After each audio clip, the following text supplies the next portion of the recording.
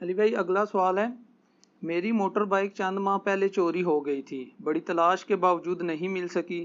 پھر اچانک ایک پارکنگ میں اسے پایا تو اس کے موجودہ مالک کا کہنا تھا کہ اس نے اسے بائک کو قیمت دے کے خریدا ہے۔ اب مجھے اس بائک کو قیمت دے کے دوبارہ خریدنا ہوگا یا پھر زبردستی موجودہ مالک سے چھین لوں؟ پولیس والوں سے رابطہ کرنے میں مجھے زیادہ نقصان ہونے کا اندیشہ ہے، اب مجھے کیا کرنا چاہیے؟ نقصان تو آپ کو میرے بھائی اس سے چھیننے میں بھی ہوگا، اس بیچارے نے تو پیسے دے کے خریدی ہے بائک۔ اچھا، یہ موبائلوں کے ساتھ بھی ہوتا ہے، موبائل چوری ہو جاتے ہیں، دکاندار سستے داموں اس کو خرید لیتے ہیں، پھر آگے بیچ دیتے ہیں۔ اب اگر کسی دکان پہ آپ کو اپنا موبائل نظر آ گیا، ویسے تو میں حیران ہوں کہ پہچان کس طرح کوئی لیتا ہے، ایک طرح کے موبائل تو مجھے نہیں سمجھ آتی پہچانے جا سکتے ہیں کہ نہیں۔ موٹر بائک تو پھر بھی پہچانی جا سکتی ہے کہ وہ نیم پلیٹ، اس پہ نمبر پلیٹ لگی ہوئی ہوگی، تو اس اعتبار سے اگر اس طرح کا معاملہ ہو جائے تو آپ کو متعلقہ اداروں سے رجوع کرنا چاہیے، پولیس کے پاس جائیں اور بتائیں کہ جی یہ اس طرح ایشو ہے، تاکہ وہ پولیس کی ہی کمپیٹنسی ہے کہ وہ پھر ڈیپ ڈگ کرے گی کہ اس نے آگے سے کس سے خریدی، اور کرتے کرتے وہ مالک تک پہنچنے میں کامیاب ہو جائیں گے، اس مالک تک جس نے پہلی دفعہ وہ بیچی تھی چوری کر کے۔ کوئی تو ایک شروع ہے نا جہاں سے یہ سارا سٹارٹ ہوا ہے معاملہ، تو اس کے لیے تو قانون کو ہاتھ میں لینے کی ضرورت نہیں کہ آپ جا کے اس پہ قبضہ کر لیں۔ ویسے بھی آپ کو جس نے پیسے دے کے دیے وہ لی ہے، وہ تو آپ کو موٹر بائک اس طریقے سے واپس نہیں کرے گا۔ تو یہ چیز تو غلط ہے کہ آپ یہ کہیں کہ اس نے چوری کا مال خریدا کیوں۔ بعض اوقات لوگوں کو نہیں پتا ہوتا کہ چوری کا مال ہے، تو وہ سستا سمجھ کے خرید لیتے ہیں۔ جس طرح آپ کئی ایک ہمارے یہ جو کے پی کے علاقے میں بھی آپ دیکھ رہے ہیں کہ چیزیں بکتی ہیں، چوری کا مال، کئی ایک مارکیٹس ہیں جہاں پہ چوری کا مال بکتا ہے۔ جہاں آپ کو کنفرم ہے کہ یہاں پہ چوری کا مال بکتا ہے، وہاں جا کے خریداری نہیں کرنی چاہیے۔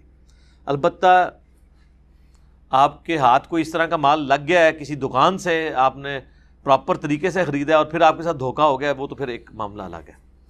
اس حوالے سے ایک حدیث ہے سنن نسائی کے اندر نا، کتاب البیوع چیپٹر ہے، خرید و فروخت کا بیان، سنن نسائی میں آپ چلے جائیں۔ ایک صحابی تھے سیدنا اسید بن زہیر رضی اللہ تعالیٰ عنہ، یہ حضرت معاویہ رضی اللہ تعالیٰ کے دور میں گورنر تھے یمن کے۔ ان کو خط لکھا مروان بن حکم نے، جو گورنر مدینہ تھا حضرت معاویہ کا دست راست، اور کہا کہ جی حضرت معاویہ کی طرف سے یہ آرڈر آیا ہے کہ جو شخص بھی اپنا چوری کا مال کسی کے پاس پائے تو وہ اس چیز کا حقدار ہے کہ زبردستی جا کے قبضہ کر لے اس سے۔ اس زمانے میں کئی ایک چیزیں تھیں، زیورات چوری ہو جاتے تھے، گھوڑا چوری ہو گیا ہے، اونٹ، گائے، یہ تو بندہ پہچان لیتا ہے نا۔ آج بھی آپ دیکھیں جن کی یہ چیزیں ہیں وہ دوسری جگہ بھی آپ باندھ دیں وہ جا کے پہچان لیتے ہیں۔ تو حضرت معاویہ نے ایگزیکٹو آرڈر جاری کیا کہ اگر کسی کو چوری کا مال کسی دوسرے کے پاس ملے اور اس کو یہ پتہ ہے کہ میرا مال ہے، تو جا کے وہ قبضہ کر لے، وہی اس کا مالک ہے۔ اب یہ کہنے کو تو بڑی اچھی سی بات لگتی ہے، لیکن اس بیچارے نے بھی تو کسی سے خریدا ہے نا، وہ چور تو نہیں ہے۔ چور ہوتا تو اس کو پکڑ کے پھر قاضی کے حوالے کریں، چور نہیں، چور نے بیچا اور بیچتے بیچتے 3-4 جگہوں سے کسی جگہ پہنچ گیا، آپ نے دیکھ لیا۔ تو حضرت اسید کو جب یہ خط ملا تو انہوں نے مروان کو جوابی خط لکھا اور ان کا کہ حضرت معاویہ کو بتا دو میں ان کا یہ حکم ماننے کے لیے تیار نہیں ہوں، کیونکہ میں نے رسول اللہ سے سنا ہے صلی اللہ علیہ وآلہ وسلم کہ اگر تم اپنی چوری شدہ چیز کسی شخص کے پاس پاؤ اور وہ جھوٹا شخص بھی نہ ہو، بے ایمان آدمی نہ ہو، اس بیچارے کے ساتھ بھی یعنی کہ دھوکہ ہو گیا، اس نے کہیں سے خریدا ہے، تو تم اس سے وہ چیز پیسے دے کے خریدو گے، کیونکہ آلریڈی اس نے تو پیمنٹ کی ہوئی ہے، اگرچہ چیز تمہاری ہے لیکن اس نے تو خریدی ہوئی ہے۔ ظاہر ہے یہ عدل کا بھی تقاضا یہی ہے۔ یا پھر تم چور کی تلاش کرو، جو میں نے کہا کہ چور کی تلاش کریں، اس کے اوپر ظلم تو نہیں ہونا چاہیے۔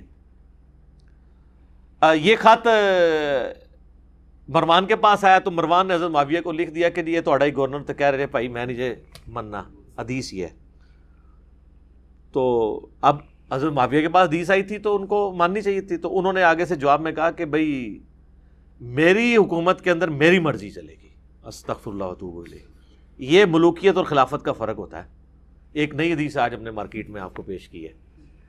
اور مروان کو ایک خط لکھ کے واپس کیا تو اب مروان نے وہ خط جو ہے نا وہ حضرت سید کو بھیجا، وہ بھی صحابی تھے، ظاہر ہے مروان تو بیچ میں تابعی ہے نا، وہ تو ٹکر نہیں لے سکتا تھا. تو حضرت سید نے پھر جواب میں لکھا کہ بھئی میں معاویہ کا حکم نہیں مانوں گا، میں اپنی اس گورنری کے اندر وہ بات کروں گا جو رسول اللہ نے فرمائی، جس کے مطابق ابو بکر، عمر اور عثمان فتوے دیتے رہے، میں معاویہ کا حکم نہیں مانوں گا. یہ حدیث مکمل ہو جاتی ہے سن نسائی کے اندر، کتاب البیوع چیپٹر کے اندر. یہ حدیث اس بات کا ثبوت ہے کہ صحابہ اکرام علیہم رضوان جو جلیل القدر صحابہ تھے، جنہوں نے حضور کی صحبت کی ہوئی تھی، وہ کتنے سینسٹیو تھے قرآن و سنت کے احکامات کے معاملے میں. ایک تو یہ پتہ چلا وہ کسی کی پرواہ نہیں کرتے تھے، اور دوسری طرف آپ کو یہ پتہ چلا کہ ملوکیت کیسی خطرناک چیز ہے کہ انسان جب ملوکیت کے اندر پھنستا ہے تو اس کا خمار انسان کے دماغ پہ کیسا چڑھتا ہے کہ وہ قرآن و سنت کو ماننے سے بھی انکار کر دیتا ہے.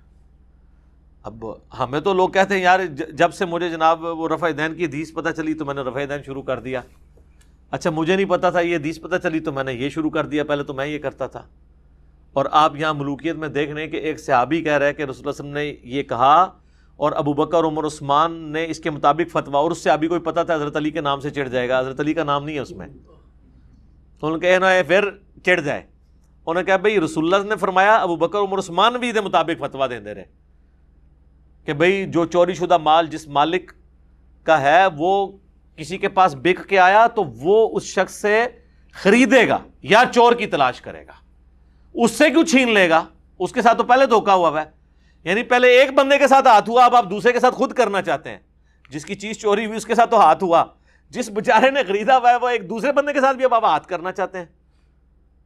تو اس طرح کی یعنی نشے لوگوں کو چڑھتے ہیں پالیٹکس کے اندر. آپ کو پتا ہے یہ ذوالفقار علی بھٹو صاحب بھی جب آئے تھے، انہوں نے بھی ایک ایگزیکٹو آرڈر جاری کیا تھا کہ جو کرائے کے مکانوں میں رہ رہے ہیں نا، تو وہ مکان انہی مکانوں کے اوپر وہ قبضہ کر لیں، کیونکہ مالک کے مکان کے پاس تو آلریڈی اپنا مکان موجود ہے.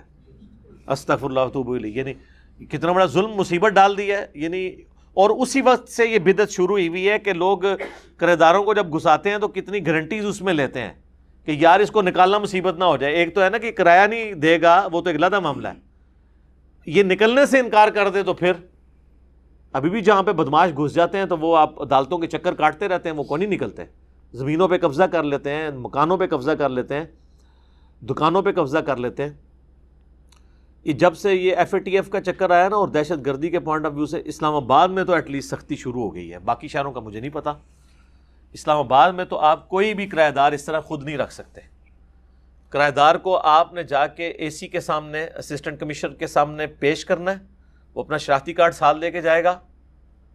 اس کو پھر اس لوکل پولیس اسٹیشن میں بھی لے کے جانا ہے. وہاں پہ اس کی لائیو اس وقت یعنی ریئل ٹائم تصویر کھینچی جائے گی اور ایک ڈاکومنٹ ہے جو کمپیوٹرائز نکلتا ہے، وہ فل ہوگا جس پہ اس کی تصویر، شناختی کارڈ، پورا اس کا آبائی علاقہ، وہ کیا کرتا ہے، سب کچھ. اس کے بعد آپ مکان اس کو دیں گے. اور اس کا ایک فائدہ یہ ہو گیا کہ وہ مصیبت اب ختم ہو گئی کہ اگر کسی کے مکان کے اندر آ کے کوئی دہشت گرد یا کوئی چوری چکاری کرنے والا گینگ آ کے آباد ہو گیا تو پہلے مالک مکان کو پکڑتے تھے. اسلام آباد میں اب یہ ذمہ داری گورنمنٹ کے اوپر ہے. وہ جو کچھ بھی نکلے گا مالک مکان کا کوئی قصور نہیں، کیونکہ اس نے تو اپنے کرایہ دار کو پروڈیوس کیا ہے گورنمنٹ کے سامنے. اب گورنمنٹ کا کام تھا نا کہ اس کا شناختی کارڈ ٹھیک ہے کہ نہیں، یہ خود جو ہے وہ 2 نمبر بندہ ہے یا نہیں ہے. یہ اب مالک مکان کی ذمہ داری ختم ہو گئی ہے. اور تا وقت ہے کہ وہ جب تک وہ اس کو بدل نہ لے اپنے کرایہ دار کو، وہ ایک ڈاکومنٹ ایک دفعہ ہی بنانا پڑتا ہے، وہ بے شک اب 10 سال چلائیں. تو یہ پچھلے 2-3 سالوں کے اندر ایک اچھی چیز آئی ہے اس حوالے سے، تو میں نے کہا آپ سے شیئر کر لوں. ٹھیک ہو گیا؟ جزاک اللہ.